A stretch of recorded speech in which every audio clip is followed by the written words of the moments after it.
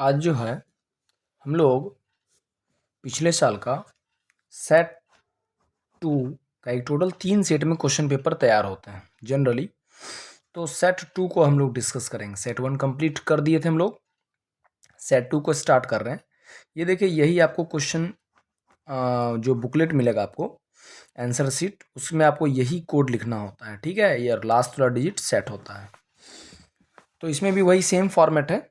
चलिए, इसमें हम लोग पहले एमसीक्यू को देखेंगे, उसके बाद हम लोग चलेंगे आगे।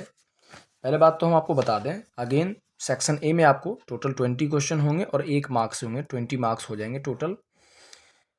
थोड़ा सा ये बात ध्यान रखिएगा कि ऑलमोस्ट क्वेश्चन हर एक सेट में 80 to 85% सेम होते हैं। 10-15% क्वेश्चन जो होता है वो थोड़ा सा डिफर करता है हर एक सेट टू सेट। चलिए, यहाँ पर पहला क्वेश्चन है, to balance the following chemical equation the value of x and y should respectively. अब इसको बैलेंस करना है, तो यहाँ पर एक्स देखिए यहाँ लिखा हुआ है एल्युमिनियम ऑक्साइड के पीछे, और वाई जो है इसके पीछे लिखा हुआ है सोडियम एल्युमिनेट के पास। तो यहाँ पर एक्स के जगह पर कौन सा वैल्यू होगा, वाई के जगह पर। तो देखिए, इधर सोडियम कितना पीस है, 2। इधर सोडियम को 2 बनाने के लिए आपको 2 लगाना पड़ेगा यहाँ पर। फिर क्या होगा, सोडियम तो 2 हो गया, एल्युमिनियम कितना हो जाएगा सर इससे 2, और एल्युमिनियम इधर पहले से ही 2 है। ऑक्सीजन यहाँ देखिए 2, यहाँ 1, यहाँ 3 है। जाहिर सी बात है यह 2 हो गया, तो राइट साइड में देखिए 2 कहाँ पर लगा दें, जी ऑप्शन में, तो हम लोग बी ऑप्शन से जाएंगे। नेक्स्ट, अब आगे कहता है solution turn the colour of turmeric to reddish brown. Reddish brown, अब बताइए टर्मरिक में रेडिश ब्राउन कब होता है सर।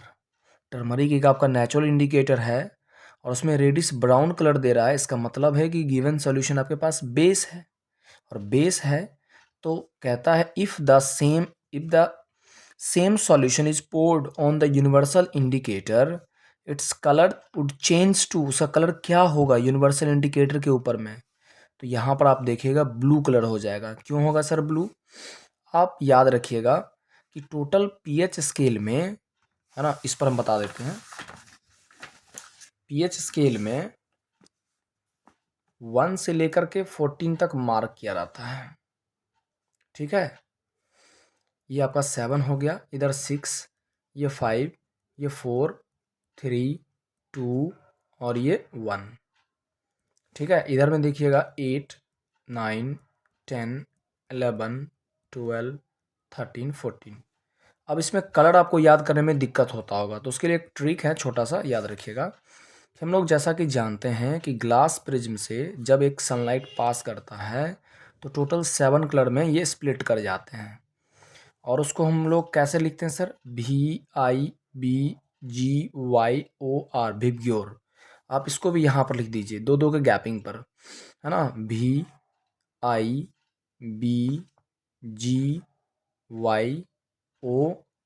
मतलब 1-2 जब पीएच रीडिंग हो तो कलर कैसा होगा, रेड, 3-4 पर ऑरेंज, 5-6 पर येलो, 7-8 पर ग्रीन, 9-10 पर ब्लू कलर देगा, 11-12 पीएच रीडिंग पर इंडिगो, और 13-14 पर, है ना, वायलट। तो यहाँ पर जो है तो आपका रेडिश कलर दे रहा, तो ये ब्लू कलर हो जाएगा। क्यों होगा सर ब्लू, देखिए ब्लू किस जोन में आ रहा, 9-10 के जोन में, जो कि बेस है। इधर जाते तो बेसिक करेक्टर इंक्रीज करता है, और इधर बढ़ते तो एसिडिक करेक्टर इंक्रीज कर जाता है, ठीक है। ओके, अब आगे समझिए क्वेश्चन नंबर 3 कह रहा the magnetic field inside a long straight current carrying conductor solenoid. Solenoid के अंदर में मैग्नेटिक फील्ड कैसा रहता है, तो हर जगह पर सेम रहता है। ये पिछले सेट में भी बताए थे। ये दोनों क्वेश्चन थोड़ा सा डिफरेंट मिला इस सेट में, सेट 2 में।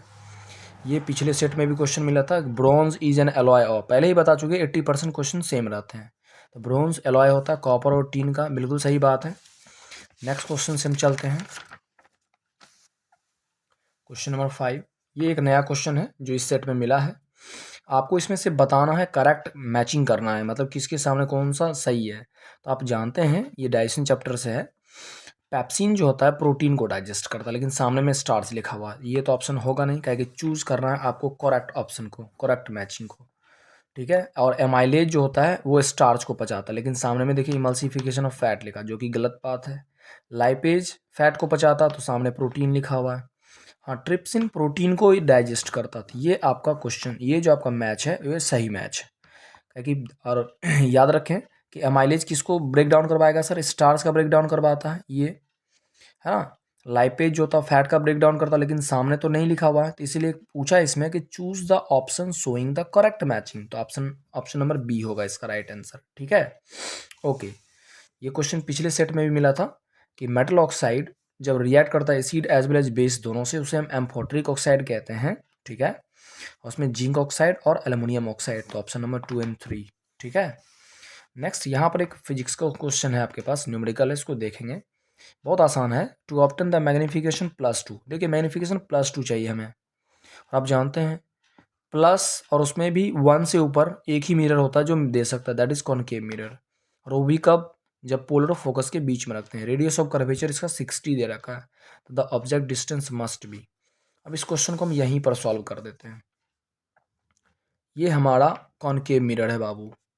ये मिड पॉइंट जो होता है मिरर का उसे पोल कहते हैं। ये हमारा फोकस हो गया, ये हमारा सेंटर ऑफ कर्वेचर हो गया। जब पहले ही बोल रखा है रेडियस ऑफ कर्वेचर 60, तो आपने पढ़ा होगा कि सेंटर ऑफ कर्वेचर से लेकर के पोल तक का जो डिस्टेंस होता है, ये डिस्टेंस कहलाता है रेडियस ऑफ कर्वेचर।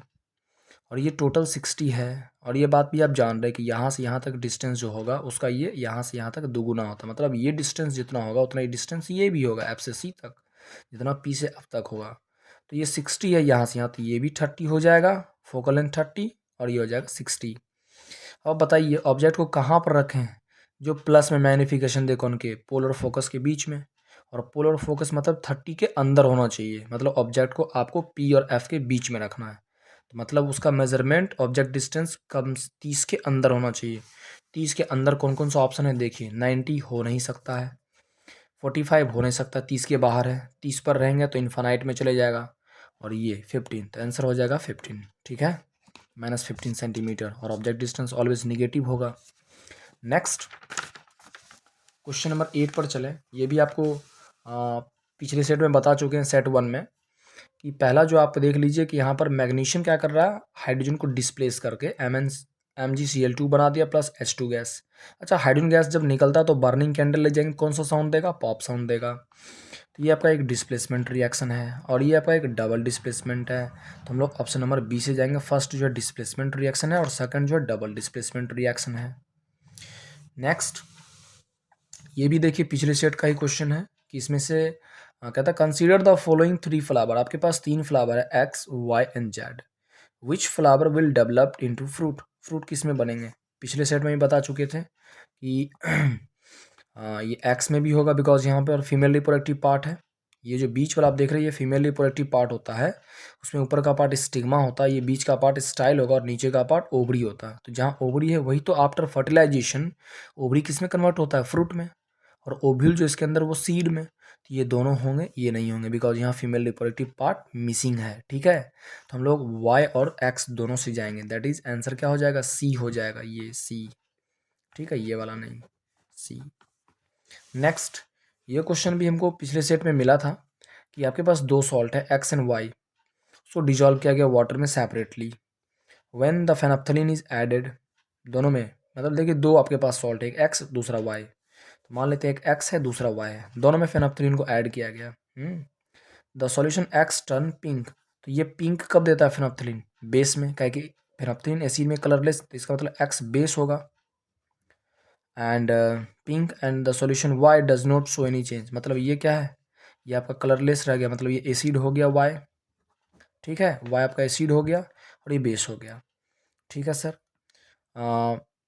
आगे, therefore x and y are, x और वाई क्या हो सकते हैं? तो आपका पहला तो बेस होना चाहिए। तो बेस कब होगा? ये सब तो सॉल्ट दिया हुआ, तो कैसे चेक करेंगे सर? तो स्ट्रॉन्ग बेस और वीक एसिड का जो सॉल्ट तैयार होगा वो बेसिक सॉल्ट होगा। तो ये आपका फर्स्ट जो है बेसिक सॉल्ट है, और ये आपका एसिडिक सॉल्ट है, बिकॉज इसमें HCl, देखिए सेकंड वाले में हाइड्रोजन ऐड कर दीजिए, क्या हो जाएगा? HCl, और इसमें OH डाल दीजिए, क्या हो जाएगा? NH4OH, NH4OH। तो जब इस दोनों को कंबाइन करेंगे तो आपको ये सॉल्ट मिलेगा, और ये सॉल्ट होगा एसिडिक। और आपका देखिए एसिड कहना चाहिए, वाई आपका एसिड होना चाहिए, और बेस एक्स आपका बेस होना चाहिए। तो ऑप्शन नंबर फर्स्ट से जाएंगे। नेक्स्ट, ये भी आपके पिछले सेट में पूछा गया क्वेश्चन है, in human eye the part which allow the light to enter into the eye that is pupil. Cornea भी लिखते हैं, सही है, बट प्यूपिल ही मार्किंग स्कीम में मिलेगा आपको। नेक्स्ट, ये भी आपको पिछले सेट में बता चुके थे कि सबसे पहले ये न्यूक्लियस से थोड़ा लेंथन होगा, पहले ये होगा, फिर उसके बाद 3 होगा, फिर न्यूक्लियस थोड़ा सा सेपरेट होगा, क्या कि कैरियोकाइनेसिस होता है ना न्यूक्लियस का डिवीजन। फिर आपका ये सेकंड वाला होगा, फिर आपका ये फिफ्थ होगा, फिर आपका फोर्थ होगा। तो उस हिसाब से ये ऑप्शन मेरा सटीक जा रहा है। नेक्स्ट, ये क्वेश्चन थोड़ा डिफरेंट है, सेट से अलग है पिछले सेट से। The phenomenon of light involved in the formation of rainbow are, rainbow के फॉर्मेशन में क्या क्या चीज़ चाहिए? तो इसमें हो जाएगा आपका सी नंबर, रिफ्रैक्शन होना चाहिए, डिस्पर्सन होता है और इंटरनल रिफ्लेक्शन होता है, जिसको आप TIR पढ़ते होंगे, टोटल इंटरनल रिफ्लेक्शन।